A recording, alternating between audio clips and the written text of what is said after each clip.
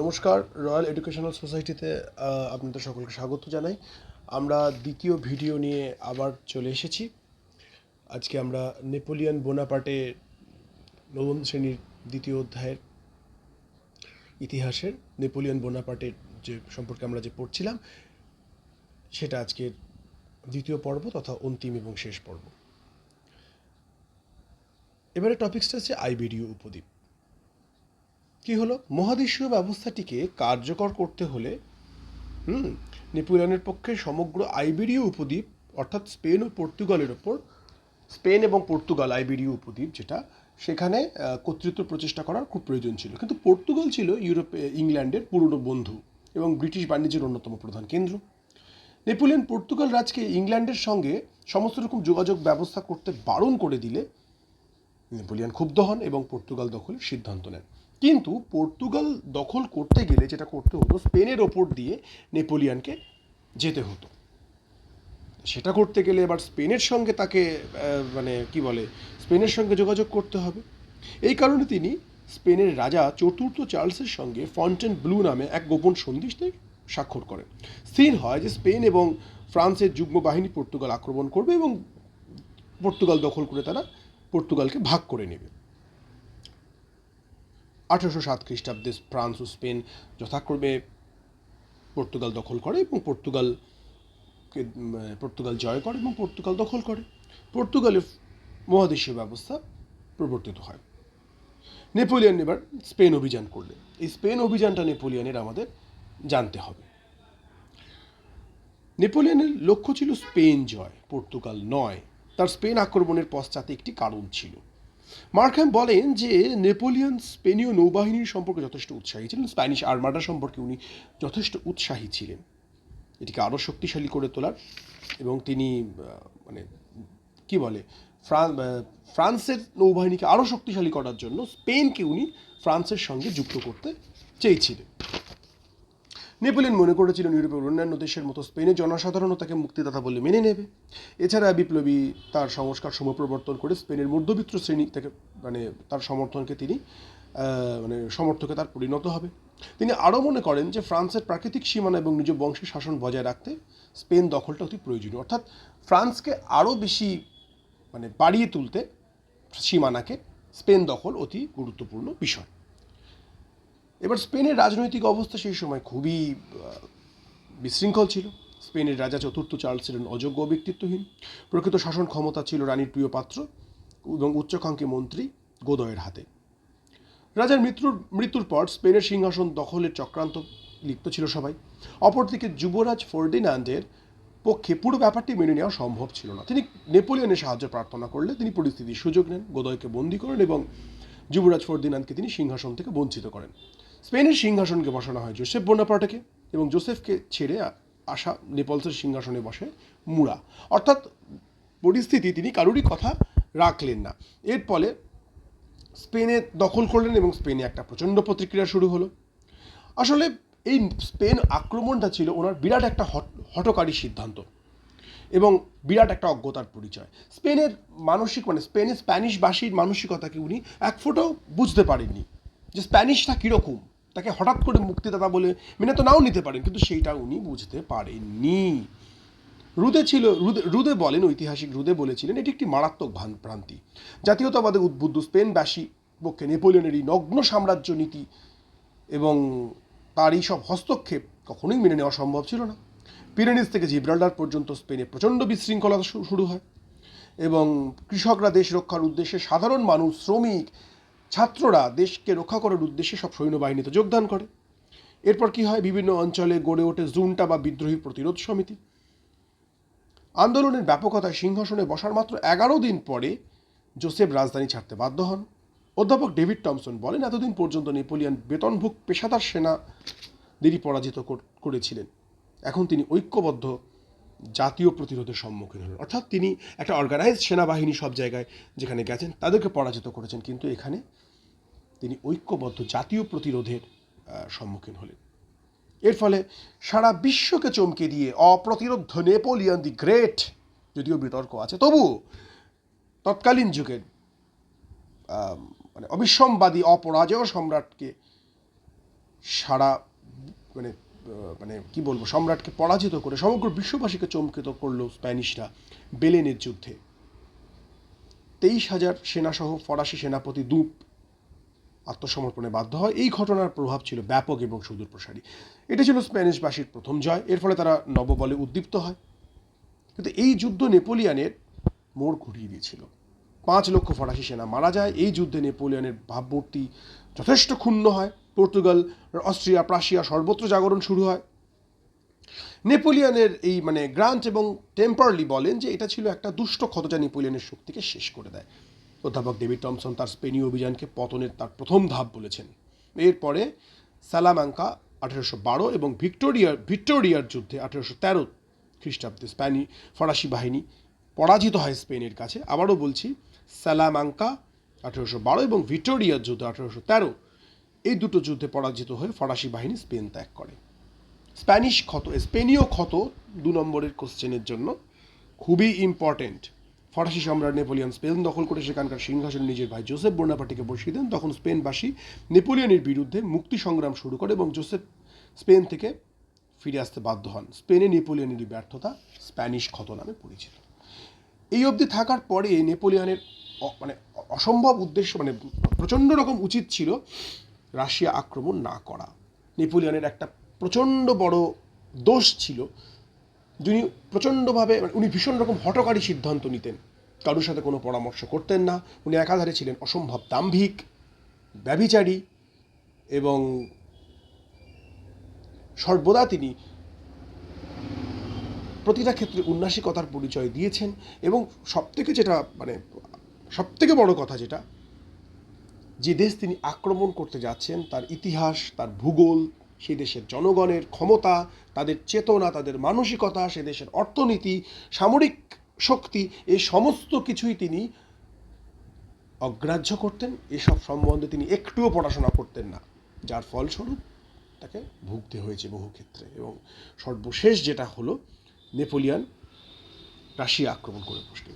এইখানে শুরু করবার আগে আমরা একটুখানি বলে নিই, রাশিয়া এবং ফ্রান্স কিন্তু আসলে প্রথম থেকে শত্রু ছিল না। 1807 খ্রিস্টাব্দে টিলসিটের সন্ধির দ্বারা রাশিয়া ফ্রান্সের মধ্যে, আবারও বলছি 1807 খ্রিস্টাব্দে টিলসিটের সন্ধির দ্বারা রাশিয়া আর ফ্রান্সের মধ্যে মৈত্রী গড়ে ওঠে। 1808 খ্রিস্টাব্দে এরফুটের সন্ধির দ্বারা এই মৈত্রী চুক্তি সমর্থিত হয়। কিন্তু যদিও এটা বেশি দিন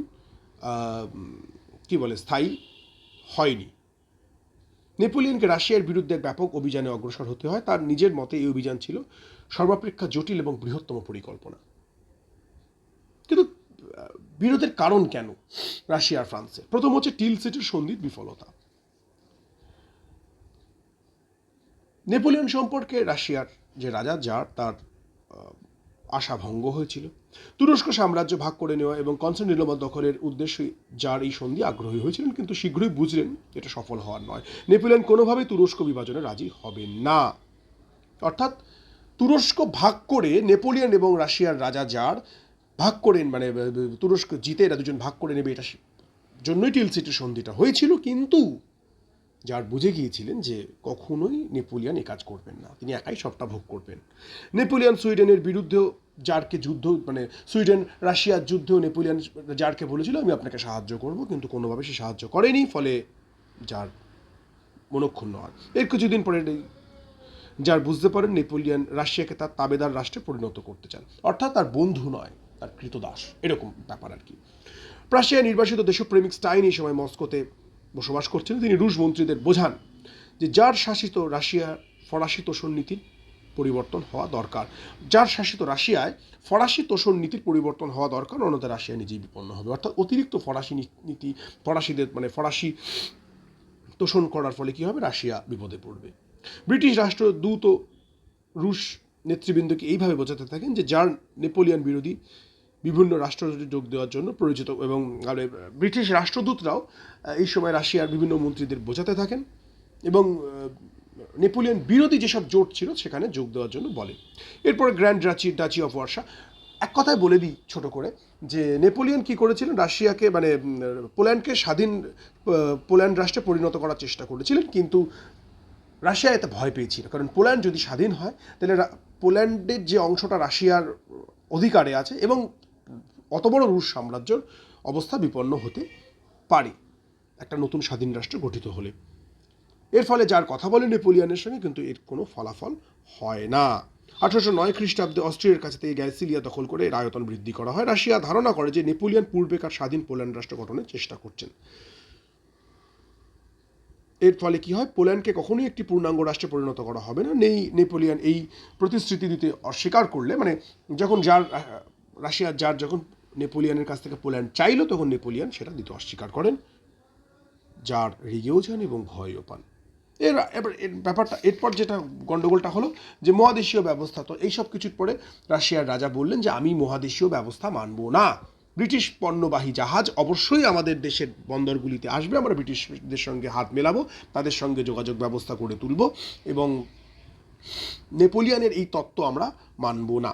যার ফলস্বরূপ প্রচণ্ড রেগে গেল নেপোলিয়ন, এবং যেটা হলো ইংল্যান্ডের থেকে মালদানির লাইসেন্স মানে দিতে থাকেন, এবং 1810 খ্রিস্টাব্দে জার কী করেন, রাশিয়ার বন্দরগুলি ব্রিটিশদের জন্য খুলে দেন এবং মহাদেশীয় ব্যবস্থায় ফাটল ধরে। নেপোলিয়ন এতে প্রবলভাবে ক্ষুব্ধ হন। তিনি রাশিয়া আক্রমণের সিদ্ধান্ত নিলেন। কি করলেন? ভয়ঙ্কর একটি কাজ করলেন। গ্র্যান্ড আর্মি বা মহতী সেনাদল তৈরি করলেন। ইউরোপের 20টা দেশ থেকে তিনি 6,75,000 প্রকার অন্তরে 6,80,000 একটা সৈন্য নিয়ে তিনি রাশিয়া আক্রমণ করে বসলেন। কিন্তু এরা ছিল প্রত্যেকেই ভাড়াটে সৈনিক, এদের অত লক্ষ্য ছিল না, মানে এদের অত অভিজ্ঞতা ছিল না। কিন্তু রাশিয়ার কাছে ছিল মাত্র 2 লক্ষ সৈনিক, কিন্তু এরা ছিল জাতীয়তাবাদে উদ্বুদ্ধ, শক্তিশালী এবং ভয়ঙ্কর পাওয়ারফুল। নেপোলিয়নের এই রাশিয়া আক্রমণ আমরা পাবো হচ্ছে যেটা লিও টলস্টয়ের তার বিখ্যাত উপন্যাস ওয়ার অ্যান্ড পিস, এই কাহিনীতে তিনি নেপোলিয়নের রাশিয়া আক্রমণকে তিনি অমর করে রেখেছেন। 1812 খ্রিস্টাব্দের 26শে জুন নেপোলিয়নের গ্র্যান্ড আর্মি রাশিয়ার উপর ঝাঁপিয়ে পড়েন। 1807 খ্রিস্টাব্দে এই দিনটাতেই আমৃত্যু বন্ধুত্বের একটা চুক্তি হয়েছিল। যাই হোক, রাশিয়ানরা কী করে, প্রথমেই ওরা যে ঝাঁপিয়ে পড়েছে, তারা ফ্রান্সের ওপর ঝাঁপিয়ে না পড়ে পোড়ামাটি নীতি গ্রহণ করে। পোড়ামাটি নীতি কি? খুব সহজ একটি বিষয়।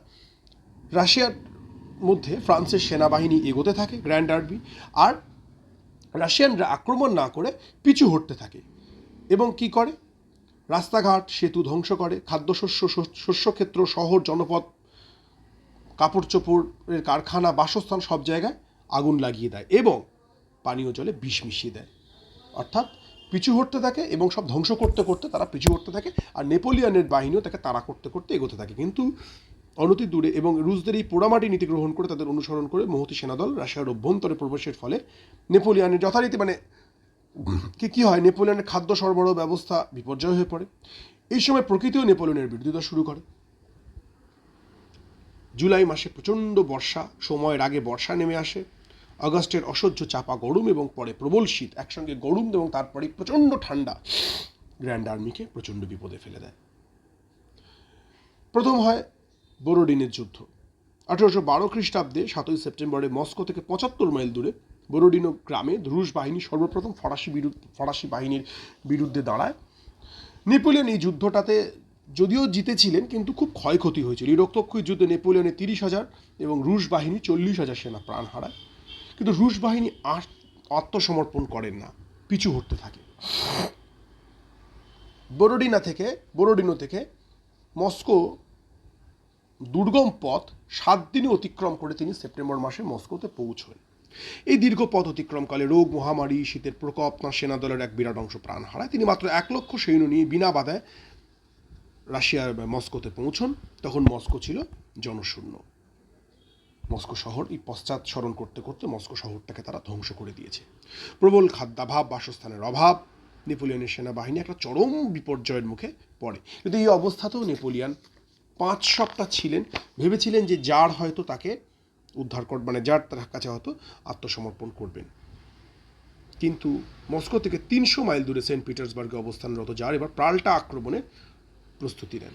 ইতিমধ্যে নেপোলিয়ন স্পেনের যুদ্ধে ব্যর্থতার খবর ছড়িয়ে পড়েছে এবং তার বিরুদ্ধে চতুর্থ শক্তিজোট গঠিত হয়েছে। এইভাবে 40 বছরের নজির ভেঙে রাশিয়ায় প্রচণ্ড ঠান্ডা পড়ে, প্রবল শীত, তুষারপাত, বরফ ঝড়, খাদ্যের চরম অভাব, বন্য জন্তুর আক্রমণ, টাইফাস নামে এক ভয়ঙ্কর জ্বর, নেপোলিয়নের সেনাবাহিনী দিশেহারা হয়ে পড়ে এবং ভয়ঙ্কর বিপদের জালে জড়িয়ে পড়ে। এই অবস্থায় 19 অক্টোবর গ্র্যান্ড আর্মির অবশিষ্ট সৈন্যদের দ্রুত প্রত্যাবর্তনের নির্দেশ দেন এবং এই যে ফেরার পথে নেপোলিয়নের বাহিনী ফিরছে, এই সময় ক্ষুধা, বৃষ্টি, শীত, তুষারপাত, জলের প্রকোপ, কসাক গেরিলা বাহিনী, রুশ গোলন্দাজ বাহিনী এবং বন্য জন্তুর সম্মিলিত আক্রমণের হাজার হাজার সৈন্য পথমধ্যে প্রাণ হারায়। মাত্র 30 থেকে 50,000 সৈন্য বিরাট অপমানের বোঝা ও ব্যর্থতার গ্লানি নিয়ে এবং প্রায় 6,80,000, প্রায় 50,000, 6,80,000 সৈন্য নিয়ে উনি গিয়েছিলেন। 6,30,000 সৈন্য মারা যায়, 50,000 সৈন্য নিয়ে আর বিরাট অপমানের বোঝা, ব্যর্থতার গ্লানি মাথায় নিয়ে নেপোলিয়ন দেশে ফেরেন। এটা ছিল তার মানে সব থেকে বড় ক্ষতিকারক যুদ্ধ। কিন্তু এই যুদ্ধতে ব্যর্থতা অস্বাভাবিক ছিল না। ক্ষমতার দম্ভে তিনি বাস্তব বোধের সীমা পরিসীমা ছাড়িয়ে গিয়েছিলেন। আমি আবারও বলেছি, উনি কোনো ভেবে কাজ করতেন না। ইংল্যান্ডের সঙ্গে বোঝাপড়া শেষ করার আগেই তিনি রাশিয়ার বিরুদ্ধে ঝাঁপিয়ে মারাত্মক ভুল করেন। এছাড়া রুশ জনগণের সংগ্রামী মনোভাব, রাশিয়ার নতুন রণকৌশল, কুটসুফের দক্ষ সৈনাপত্য মানে সেনাপতিত্ব আর কি, যুদ্ধ চালিয়ে যাওয়ার জন্য জারের দৃঢ় মনোভাব, যত সময় পূর্বে শীতের আবির্ভাব, অনেক প্রচুর কারণ ছিল এবং সর্বোপরি নেপোলিয়নের কিছু মারাত্মক ভুল তাকে মহাপতনের দিকে ঠেলে নিয়ে যায়।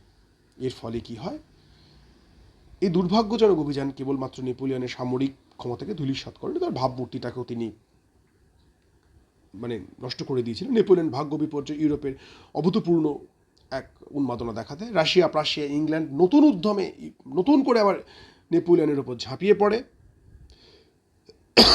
শুরু হয় জাতিসমূহের যুদ্ধ। নেপোলিয়নের অনুপস্থিতির সুযোগ নিয়ে ফ্রান্সের অভ্যন্তরে তার বিরুদ্ধে চক্রান্ত শুরু হয়। ষড়যন্ত্রকারীরা রটিয়ে দেন, নেপোলিয়নের মৃত্যু হয়েছে। যুদ্ধের ব্যয়ভার বহন করতো তো সাধারণ মানুষকে। সাধারণ মানুষ যুদ্ধের ব্যয়ভার বহন করছে, প্লাস ফ্রান্স হেরেও যাচ্ছে। মানুষ কীভাবে মেনে নেবে? তার বিরুদ্ধে প্রতিবাদ শুরু হয়। তার অধীনস্থ রাজ্যগুলিকে যুদ্ধের ব্যয়ভার বহন করতে হতো। করভার যুদ্ধের নেভি এবং তার সেনাবাহিনীকে পোষণ করার খরচ, সর্বত্রই এক বিশৃঙ্খলার সৃষ্টি হয়। এসব কারণে বলা হয় মস্কো অভিযান ছিল নেপোলিয়নের সাম্রাজ্যের শেষ সঙ্গীত। রুশ অভিযান কেবল একটি সামরিক বিপর্যয় নয়, নেপোলিয়নের ভাগ্যলক্ষ্মী গ্র্যান্ড আর্মি সহ রাশিয়ার তুষারে সমাধিস্থ হয়েছিল। শেষ হলো নেপোলিয়নের রুশ অভিযান। এর ফলে চতুর্থ শক্তিজোট গড়ে ওঠে। ইংল্যান্ড, রাশিয়া, প্রাশিয়া, অস্ট্রিয়া প্রত্যেকে নেপোলিয়নের বিরুদ্ধে যুদ্ধে যোগদান করে। জার্মানিতে এই সময় জাগরণ শুরু হয়, জার্মানিতে একটা বিরাট যুদ্ধ শুরু হয়। এই সময় লিপজিগ বলে একটি জায়গায়, এই সময় ফ্রান্স চতুর্দিক থেকে আক্রান্ত হয়। নেপোলিয়ন ড্রেসডেনের যুদ্ধে অস্ট্রিয়াকে পরাজিত করেছিলেন বটে 1813 খ্রিস্টাব্দে। এটি ছিল তার শেষ উল্লেখযোগ্য জয়। এরপর জার্মানির লিপজিগে 3 দিন একটানা যুদ্ধের পরে নেপোলিয়ন প্রচুর ক্ষয়ক্ষতি হয়, নেপোলিয়ন হেরে যায় জার্মানির কাছে এবং অস্ট্রিয়া তার হৃদরাজ্য ফিরে পায়, হল্যান্ড স্বাধীনতা পায়, ডেনমার্ক মিত্রশক্তির কাছে আত্মসমর্পণ করে। লিপজিগের যুদ্ধ জাতিসমূহের যুদ্ধ নামে পরিচিত। কোশ্চেন আসতে পারে লিপজিগের যুদ্ধের অপর নাম কি, বা লিপজিগের যুদ্ধ বা জাতিসমূহের যুদ্ধ বলতে কি বোঝো? কারণ এই যুদ্ধে ইউরোপের 13টি জাতি নেপোলিয়নের বিরুদ্ধে একসঙ্গে যুদ্ধে অবতীর্ণ হয় এবং এই যে জার্মানির জাগরণ হয়েছিল, এদের মধ্যে উল্লেখযোগ্য ছিল উইটগেনস্টাইন, ইয়র্ক, বুলো, ব্লুকার প্রমুখ লোকেরা। এবং নেপোলিয়নের মহাপতন শুরু হয়। বিজয়ী মিত্রশক্তি এবার জার্মানির ফ্রাঙ্কফুর্টে প্রস্তাব দ্বারা নেপোলিয়নকে সম্মানজনক শর্ত দেন, এই বলে যে নেপোলিয়ন ফ্রান্সের রাজা থাকবেন এবং ফ্রান্সের সীমানাটা তিনি বজায় রাখতে পারবেন। ফ্রান্সের বাইরে গিয়ে তিনি অন্য আগে যা সব কীর্তিকলাপ করেছেন আর যেন তিনি না করেন। কিন্তু নেপোলিয়ন আগেই বলেছি অসম্ভব উন্নাসিক, দাম্ভিক, দৃঢ়চেতা এবং হঠকারী মানুষ ছিলেন। নেপোলিয়ন এই প্রস্তাবটা অগ্রাহ্য করেন। খুব ভুল কাজ করেছিলেন, যদিও কোনো সন্দেহ নেই, কিন্তু করেছিলেন। এরপর তিনি ফ্রান্সের সিংহাসন ত্যাগ করে তিনি তাকে এলবা দ্বীপে 1814 খ্রিস্টাব্দে নির্বাসনে পাঠানো হয়। এলবা দ্বীপে ভূমধ্যসাগরের উত্তরে। তিনি বলেন, আমি সিংহাসন ত্যাগ করলাম বটে, কিন্তু আমি কিছুই ছেড়ে গেলাম না। এই এলবা দ্বীপে থাকার সময় তিনি কিন্তু ভেঙে পড়েননি।